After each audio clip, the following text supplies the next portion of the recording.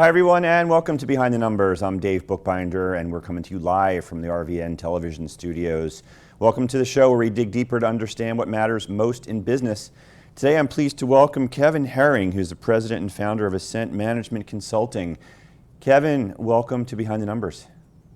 Thank you. Appreciate being here. Yeah, it's a pleasure. I want to set the stage for the audience. You're a recognized expert in team and business unit turnarounds, and you're also the creator of something called the 90-day turnaround. Why don't you tell the audience a little bit about your background and what is this 90-day turnaround? Yeah, my background is mainly in organization behavior, organization effectiveness, and spent a lot of time leading HR departments, but also working on productivity improvement in organizations, and had the opportunity to work in a large transformation with Magma Copper Company years ago. It was a showcase organization, and eventually went off on my own with some others and decided to help organizations to basically turn around their performance and do it in an expeditious fashion so that we could boost their productivity, their profitability, by creating an engaging workplace, a place where people could really thrive and produce at high levels. Yeah, well, you know, you're preaching to the choir on that one, so Yeah. would love to get into it with you. And I want to start by asking you about motivation. How do we motivate people, and can people really be motivated by external factors?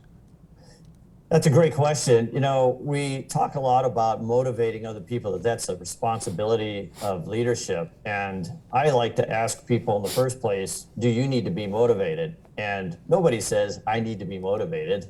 They always say, no, others need to be motivated. And so we have this notion that people are kind of objects to be moved. And so when we try to motivate people, basically what we're doing is manipulating them. We're taking Taylorism at its finest and dropping the boot, or the stick as he used to say, and substituting just the carrot side of the equation.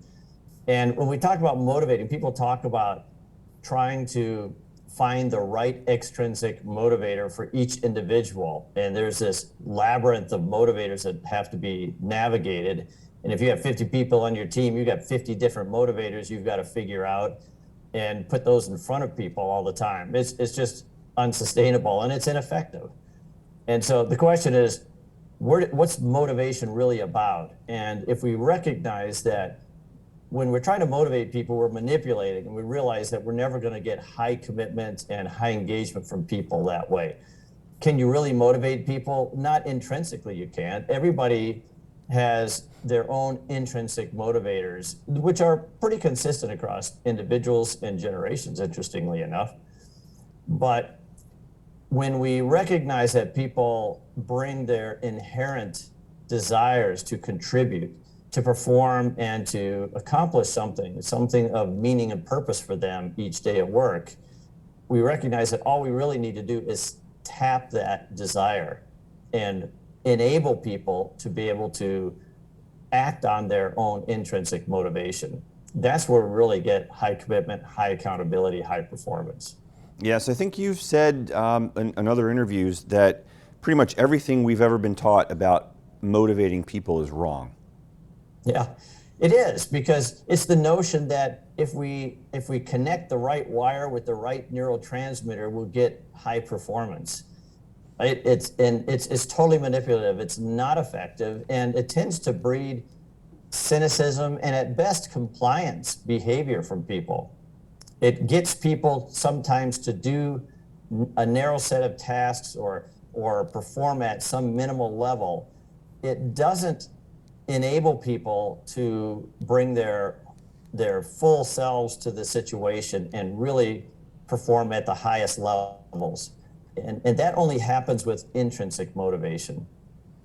So what's the hack? What's the tip? What's the actionable piece of advice here for folks who are watching and listening on how they can perhaps get to that intrinsic motivator? Yeah, people are motivated by some very basic factors, and those are things that occur in the system that they work in when they come to work each day. And so what we try to do is help people create that system that's most effective in tapping those intrinsic motivators. So there are a number of things that help people. A couple of key ones are context and connection. People need to, when they come to work, need to understand why it's important for them to be at work, what it is that they're supposed to accomplish, and how they fit into the bigger picture. So understanding why I'm at work, what is this business about? What do we produce? It's amazing how many organizations I go into and people don't even know what the end product is. It's just ridiculous. So people go to work with blinders on. And if you liken that to a professional sports business, and that is a business, sports teams are a business, and you think, what do those players have? What do those employees have when they come to work each day? They have standings. They understand where the teams stack up. They understand what their strengths and weaknesses. They understand who the competition is and how they relate to that and what they need to do to beat that competition. They have a game plan. Every time they will go into a game, they have the big picture as to what needs to be accomplished on the field that day. And so they know what they need to do to help when a play is broken. They know what they need to do to make it successful. So if there's a bouncing ball on the field, they know that they don't just hope somebody picks it up. They understand what needs to be done and they can take action. So creating that environment at work is critical, helping people understand why they're there and what needs to be accomplished. Yeah, the why they're there and what needs to be accomplished is a recurring theme. I've heard that so many times on the show and through conversations with clients and folks I've interviewed for my books and so forth. And it is the theme. It's getting people to understand that what they're doing is more than just the task at hand. They need to understand that bigger picture so that maybe you can create that buy-in. Where does accountability fit into this whole picture? Yeah, so I mentioned context and connection, and let me talk about where accountability fits into that. So connection is what people do fits in with the bigger picture. In other words, how does my work impact that success of the whole?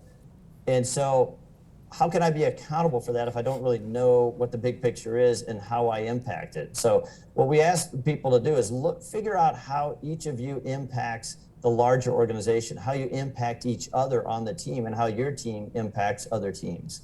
There's a important piece there where if I understand what everyone else needs from me or how they're impacted by me, I can make adjustments into what I do to help them to succeed and contribute at a higher level. And pretty soon we have an accountability, not just for the narrow set of tasks we get assigned each day, but we have accountability for the success of others and the success of the team overall.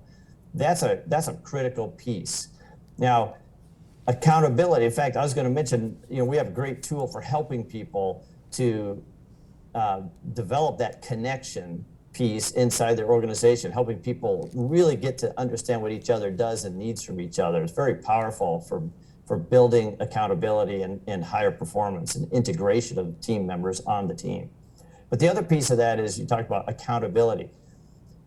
What we tend to do is talk about holding people accountable.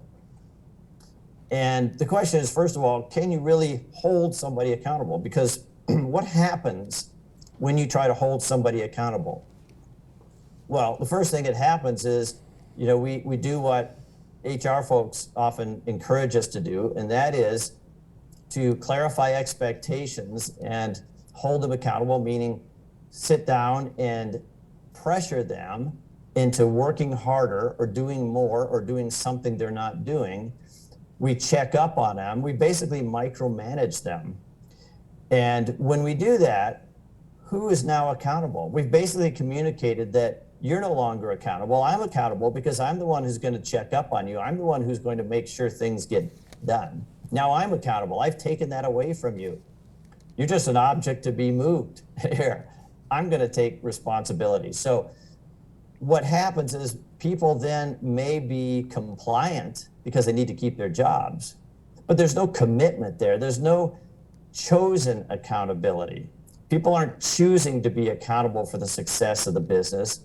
They're being held accountable, meaning other people have taken the accountability away and are simply using them as pawns to get things done. They're a pair of hands now for the people who truly have accepted accountability. Totally ineffective. You can never have a high-performing team in an organization where people are being held accountable as opposed to committing and choosing accountability for the success of the business. Yeah, and that is a real subtle but so important point that you just made there. Kevin, for folks who are watching, listening, if they want to learn more about you or the 90-day turnaround, how can they get in contact with you? Yeah, best way, go to the website, Ascent MGT, which is short for management, ascentmanagement.com. And we have, like I said, that tool will be great for people. They can pick that up there. Actually, if they go to ascentmanagement.com, 5 steps to higher productivity, that will get them that tool, and they can access all the learning pieces and other opportunities to further understand what we do with the 90-day turnaround to help people gain higher commitment, higher engagement, and higher productivity. Sounds good. And on that note, Kevin, we're going to hit the pause button here and pay a few bills. Don't go anywhere, Kevin. We'll come back to you. And you watching and listening, sit tight. We'll be right back on Behind the Numbers after this quick break.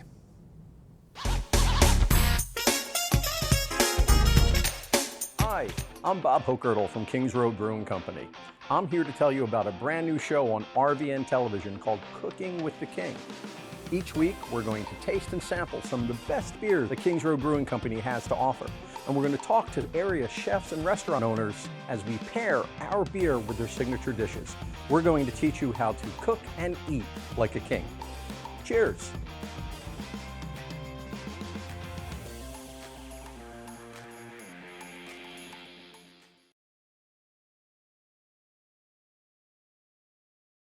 A stroke can be easy to detect.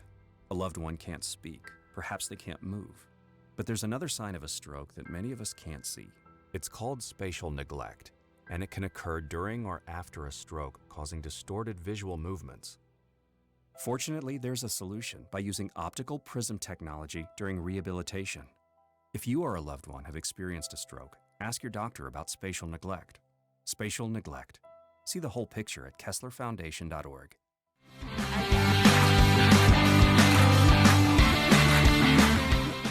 And welcome back, everybody. I'm Dave Bookbinder, and we're talking with Kevin Herring today, who's the president and founder of Ascent Management Consulting.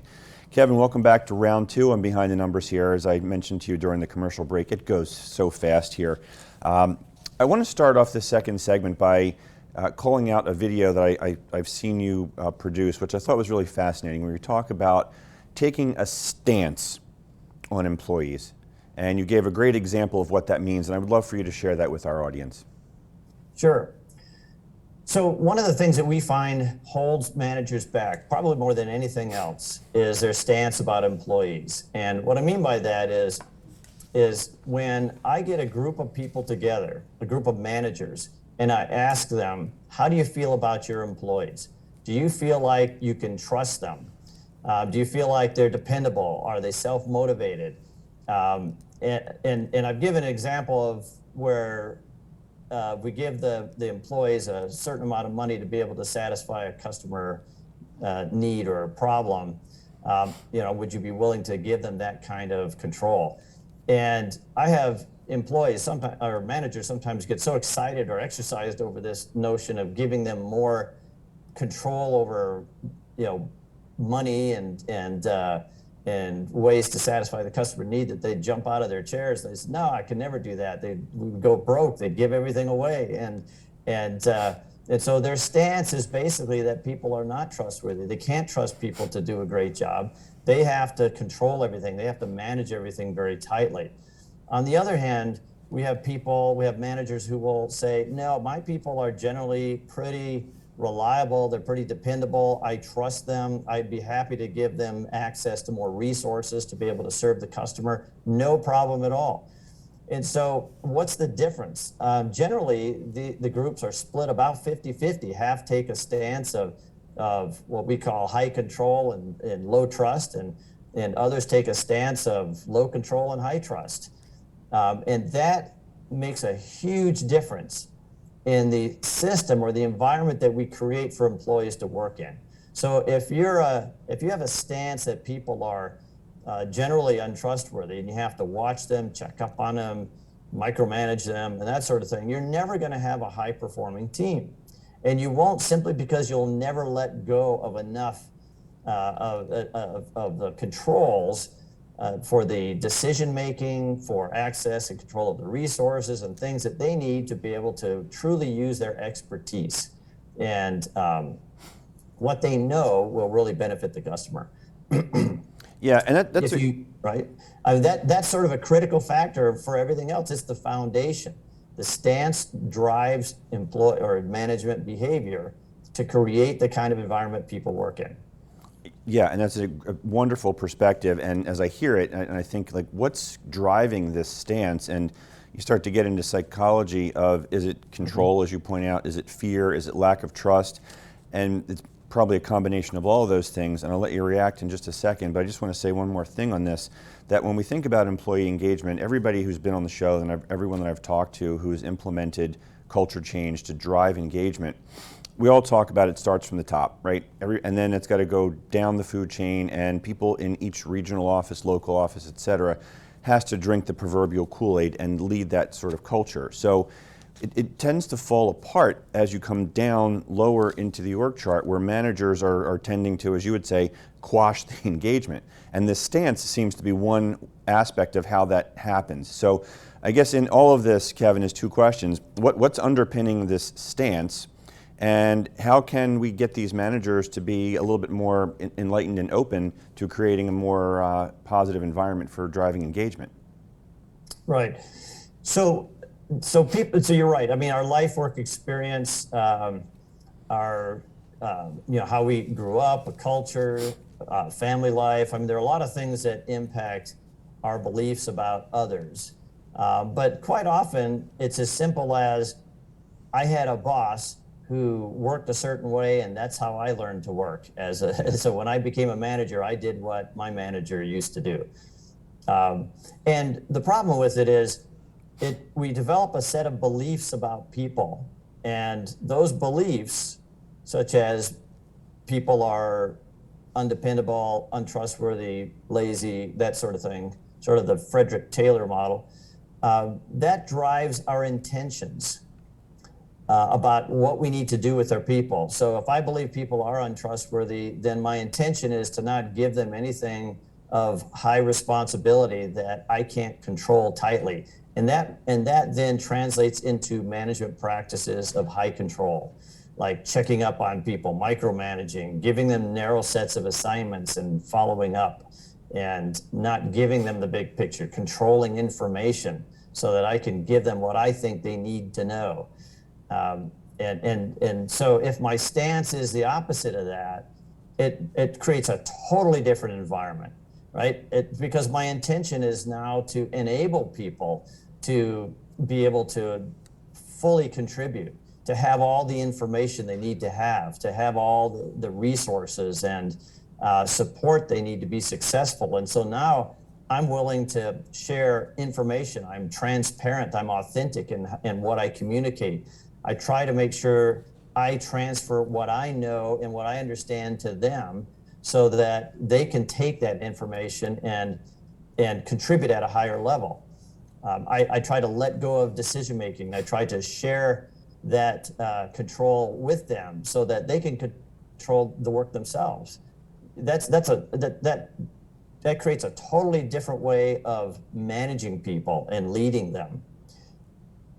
Yeah, and before we go any deeper into some of the aspects of this, I want to shift quickly here to results, because whenever we're having a conversation like this, when I'm talking to guests and we're talking about things like culture and engagement and the softer sides of business, if you will, there's generally not a KPI associated with that, but there are returns that get manifested. There is a real benefit to doing this, and I'd like to get your perspective on that. What have you seen, Kevin? Yeah, absolutely. And there are organizations like Gallup that do studies, and they say profitability is higher in highly engaged companies. I think it's 21% or something like that, higher average profitability. And they have a whole lot of numbers around that. Our experience is that when we work with teams that really turn around and create a high engagement workplace, that their numbers increased dramatically. We often see productivity is doubled.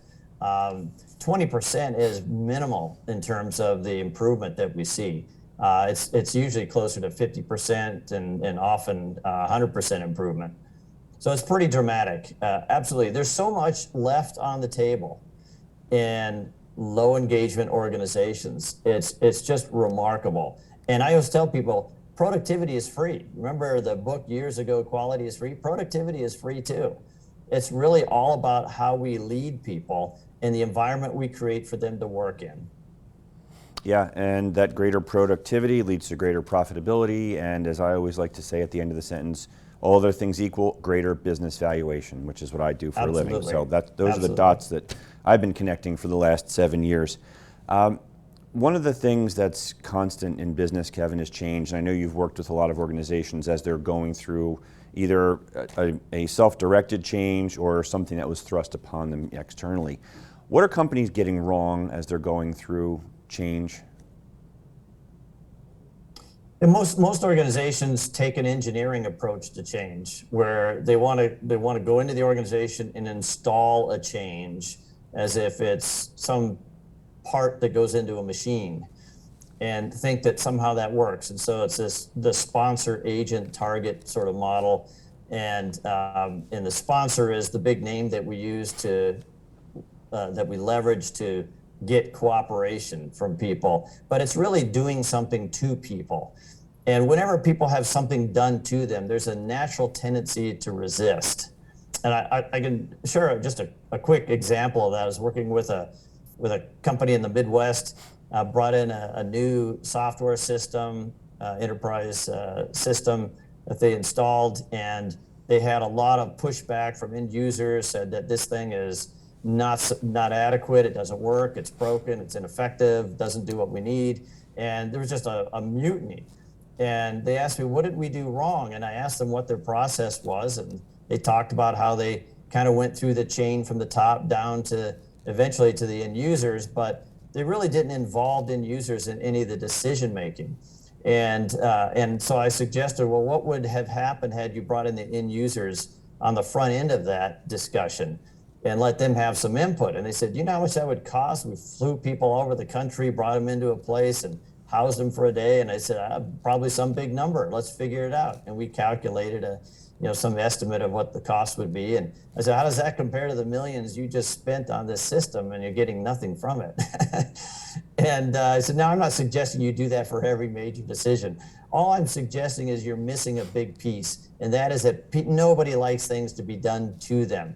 It elicits resistance. But if you instead enable them to co-create the change at some level, and maybe they don't make the decision, but maybe they're more involved in creating the implementation plan. How is this going to be executed? You get them involved and let them participate in making the thing work. How much more committed would they be? And so I help them understand that if you want to bypass that resistance, that natural resistance that we see when things are done to people, then you have to involve people and help them to be co-creators in the change. Yeah, let me say one other thing about that. Whenever we try to create a change in an organization, and particularly the bigger the change, the more it tends to take people out of their comfort zones.